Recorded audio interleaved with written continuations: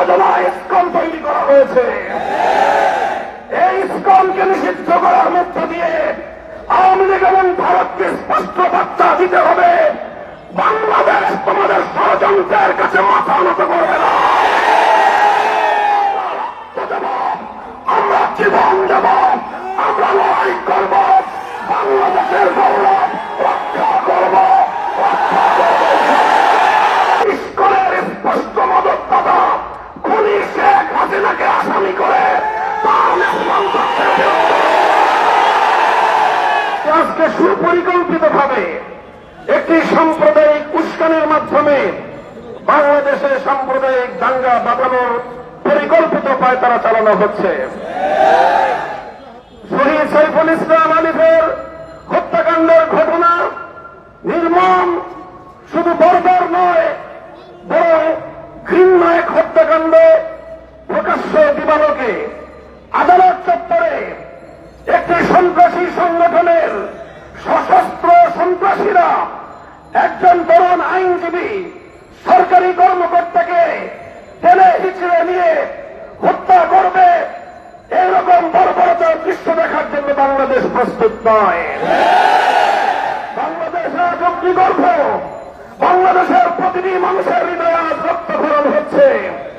বাংলাদেশের অন্তর্বর্তীকালীন সরকারকে আমরা বলতে চাই, মানুষের এই ক্ষোভ, মানুষের হৃদয়ের রক্তক্ষরণকে আপনারা বুঝবার চেষ্টা করুন এবং যে সকল হত্যাকারী হিসেবে চিহ্নিত ঘাতকদেরকে গ্রেফতার করা হয়েছে তাদেরকেই শুধুমাত্র বিচারের আওতায় আনলে চলবে না। আমাদের স্পষ্ট দাবি হল, এই ঘটনার নেপথ্যে যারা রয়েছে সেই নেপথ্য খুনিদেরকে বের করে মুখ উন্মোচন করতে হবে, তাদেরকেও বিচারের আওতায় আনতে হবে। শহীদ আলিফ হত্যাকাণ্ডের জন্য ইসকনের স্পষ্ট মদতদাতা খুনি শেখ হাসিনাকে আসামি করে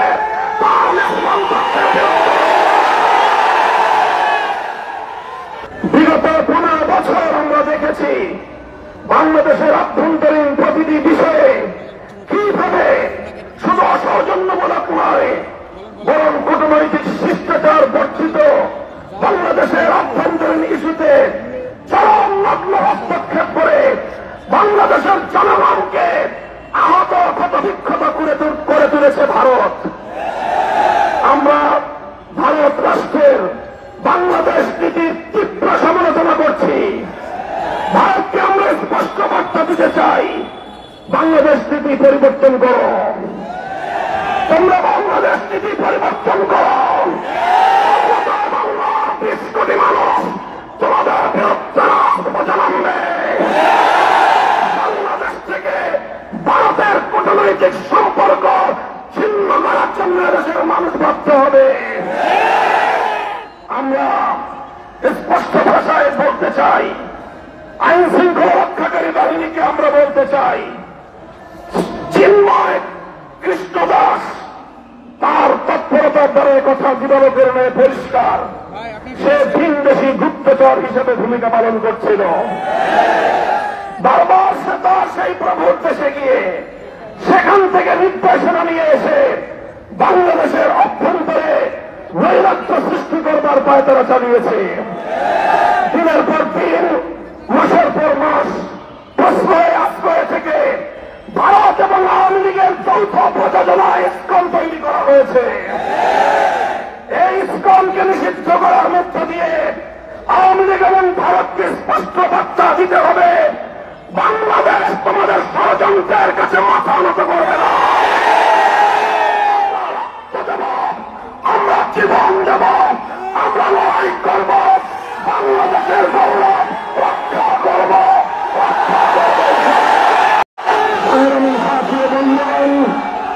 হেফাজতে ইসলামের কেন্দ্রীয় নেতৃবৃন্দ সহ হেফাজতের প্রতিনিধি দল শহীদ সাইফুল ইসলাম আলিফের কবর জিয়ারত করেছে। তার শোক সন্তপ্ত পরিবার পরিজনের পাশে দাঁড়িয়ে তাদের কাছে আমরা কথা দিয়ে এসেছি, আলিফ হত্যাকাণ্ডের বিচার বাংলাদেশে হবে। শহীদ আলিফ যে জন্য জীবন দিয়েছে, ভারতীয় আধিপত্যবাদকে বাংলাদেশ থেকে রুখে দেওয়া হবে ইনশাআল্লাহ।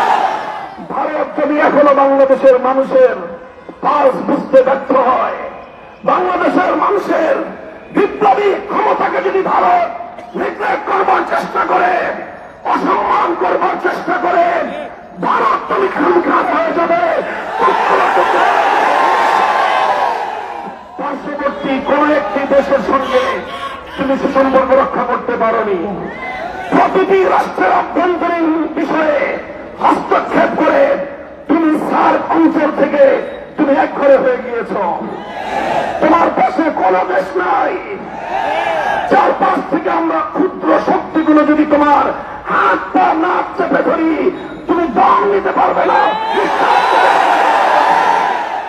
বাংলাদেশের বুকের উপর দিয়ে তোমার সেবাদাসীকে বসিয়ে তুমি একতরফাভাবে একটার পর একটা চুক্তি করে বাংলাদেশ বিরোধী সকল স্বার্থকে ধ্বংস করে একতরফা ভারত সকল স্বার্থ নিয়ে গিয়েছে।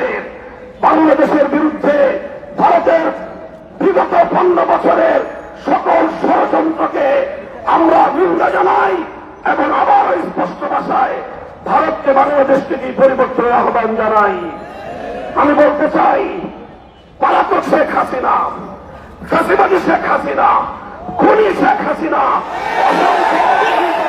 খুন এবং হত্যাকাণ্ডের আসামি। বাংলাদেশের বন্ধু রাষ্ট্রের দাবি করে তুমি বাংলাদেশের এই খুনি আসামিকে মাসের পর মাস তুমি প্রশ্রয় দিচ্ছ। আমি এখন তোমার কোলে বসে সে বাংলাদেশের ইসকনের পক্ষে সাফাই গায়। বাংলাদেশের মানুষকে এতটা দুর্বল ভাবলে ভুল করবে ভারত। ওদিকে আমাদের অনেক ঐতিহ্য রয়েছে, ইতিহাস রয়েছে।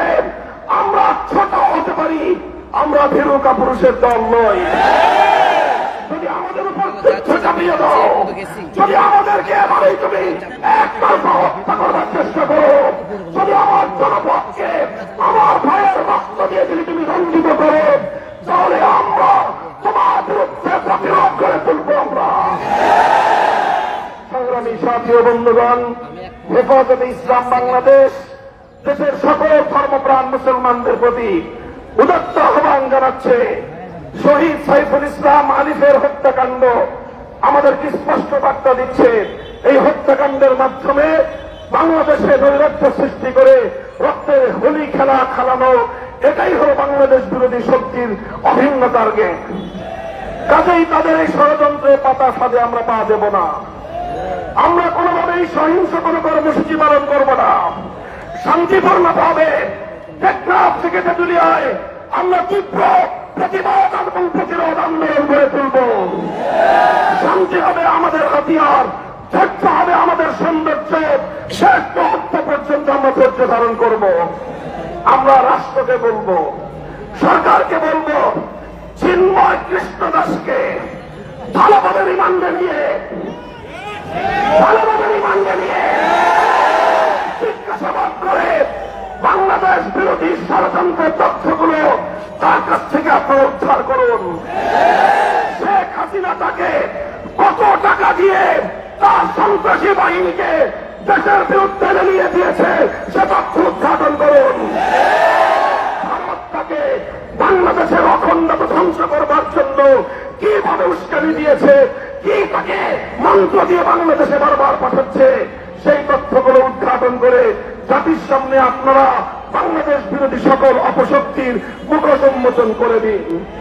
সংগ্রামী সাথী ও বন্ধুগণ, সর্বশেষ আমাদের দাবি হল শহীদ সাইফুল ইসলাম আলীর হত্যাকাণ্ডের জন্য প্রত্যক্ষ এবং পরোক্ষভাবে যারা যারা জড়িত অনতিবিলম্বে তাদেরকে আইনের আওতায় এনে দৃষ্টান্তমূলক শাস্তির ব্যবস্থা করতে হবে। সেই সঙ্গে সন্ত্রাসবাদী, জঙ্গিবাদী সশস্ত্র সংগঠন হিসেবে সৌদি আরব, চায়না, মালয়েশিয়া সহ পৃথিবীর বহু রাষ্ট্রের মতো বাংলাদেশেও ইসকনকে নিষিদ্ধ করতে হবে। যদি এই দাবি আদায়ে সরকার অথবা বিচার বিভাগ যদি গড়িমসি করে, হেফাজতে ইসলাম বৃহত্তর কর্মসূচি দিতে বাধ্য হবে।